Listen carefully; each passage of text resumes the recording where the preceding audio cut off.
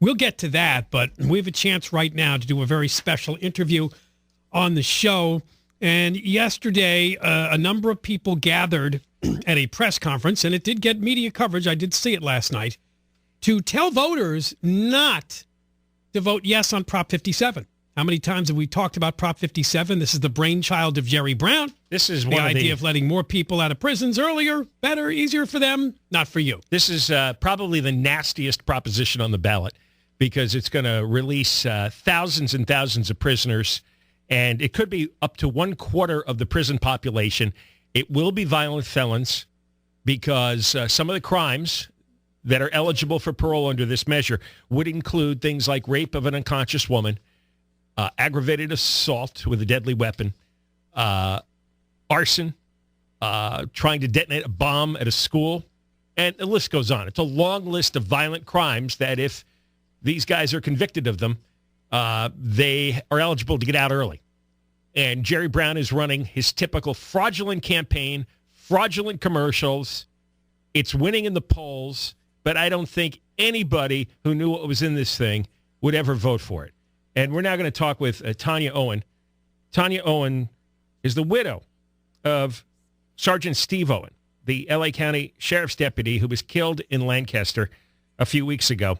Answering a burglary call at a home when he confronted a suspect who shot him.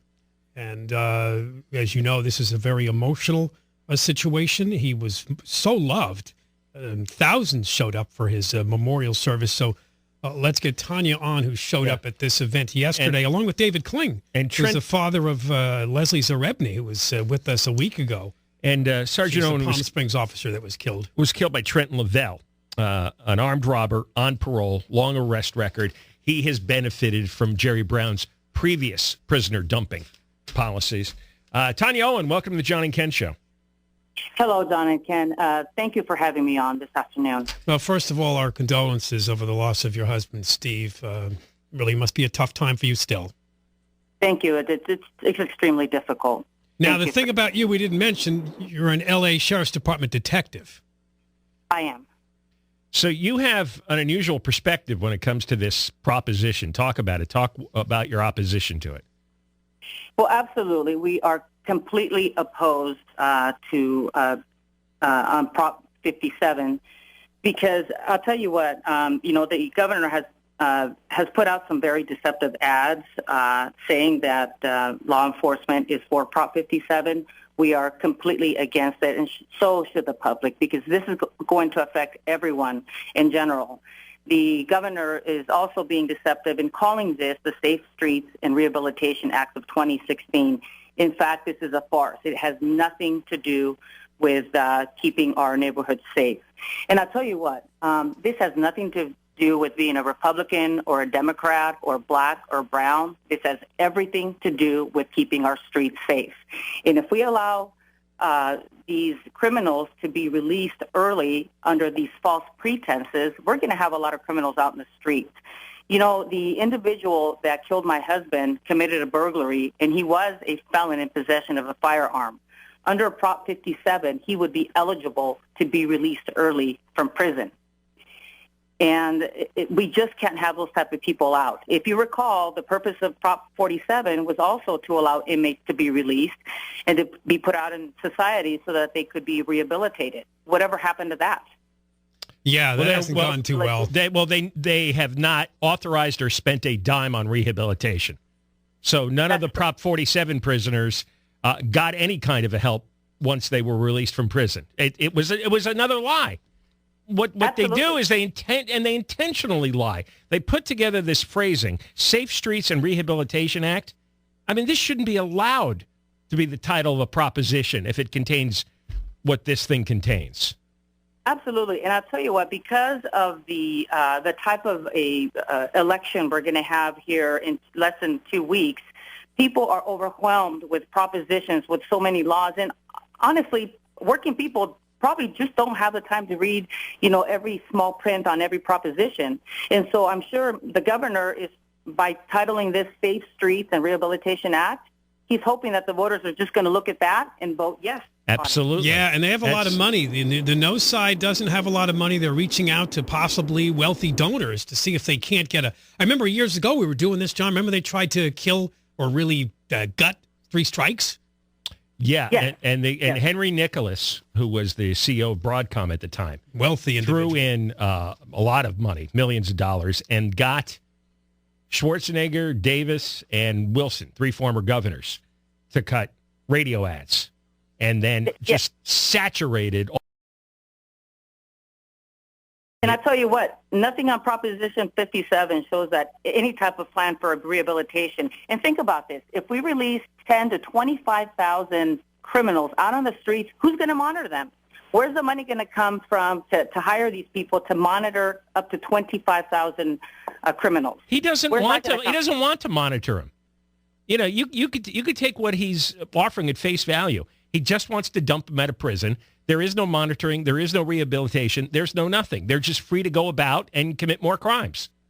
Absolutely not. I tell you what, here's what we can get rid of. We can get rid of his high-speed rail that's going to cost the taxpayers billions of dollars, and we need to build more prisons because you know what? If people break the law, they need to answer for that, and they need to do the time. Yeah, you know, the stuff he spouts in the ad, this idea of rehabilitation, really what he's trying to say is, well, if they find out that they could get out of prison earlier, then they'll probably be better prisoners and behave better, and that's the rehabilitation. People don't know that. They think what you were talking about, that there's going to be some magic program out there when they get out of prison to take them in and teach them better ways and better skills. Doesn't exist. No, it does not. And if you remember, under Proposition 57, already thousands of inmates were released early. And now we're talking about another level, a different level of criminals. And like you were saying earlier, criminals that have been involved in drive-by shootings, assault with a deadly weapon, domestic violence involving trauma. How is that not violent? Yeah, that is Crime weird. causing physical injury. How is that not violent? This is what liars do in politics. This is what propaganda is about. You send And out that's our governor. You send out yes, well- he is. He is a big liar, and his lies are enabled because he gets virtually no real media coverage. He just says Exactly. things, and nobody outside of us tells the truth about what he's doing. But this is dangerous what he's doing here, and really he ought to be stopped. Yes, and he is the great deceiver. Please call him that. That is what Governor Brown is, the great deceiver. Did he come to your husband's memorial service? He did. Did you talk with him? I did not. I chose not to. I That don't sends a blame you. message. And apparently, Steve's brother, David Owen, says he read Yeah. a text message yesterday that Steve did oppose Prop 57, huh? Absolutely. We've opposed Prop 47, opposed Prop 57, opposed Proposition 62, and we're for a definite yes on Proposition 66. Yeah, and that's what really that message has to get through because people in law enforcement like you know what's really going on out there in the streets with these programs to release more prisoners. Absolutely. And you know what? My brothers and sisters in uniform, they're out there on the front lines. They're confronting these violent criminals every day. People have no idea, how much these guys care about their jobs, and they want to go out there and truly protect the community, protect everyone. But we also need the help of the public to vote in the correct proposition so that we can help each other in keeping these violent offenders where they belong, which is in prison. Well, you're a very powerful spokeswoman, and I hope as best you can speak out over the next 2 weeks because people will listen to you. Unfortunately, it's because of the situation you're in after your husband got killed. But, Yeah. I'm sure that this Trenton Lovell benefited from all these Jerry Brown policies over the last 5 years.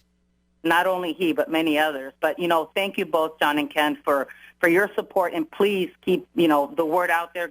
Keep getting it out there. Again, no on 57, no on 62, and yes on 66. Now, Tanya, we've covered a lot of sad stories of police officers being killed over the years in the line of duty, but your husband, I have never seen such an outpouring that I've seen in this story. Thank you. Thank you. My husband was a man of faith, and he did everything from He did his work because he loved it. And for him, it wasn't a job. It was a calling. It was a purpose to go out there and fight crime, and also to help people that needed help.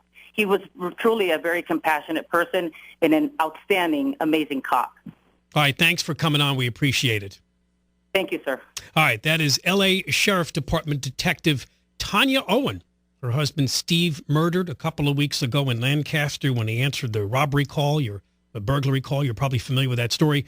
And she and other family members, including family members of the Palm Springs officer, Leslie Zarebny, who was murdered out there answering the domestic violence call, they gathered yesterday, a special news conference, to tell people to vote no on Jerry Brown's Prop 57. More coming up. John and Ken Show, KFI, and Heather Jordan is news.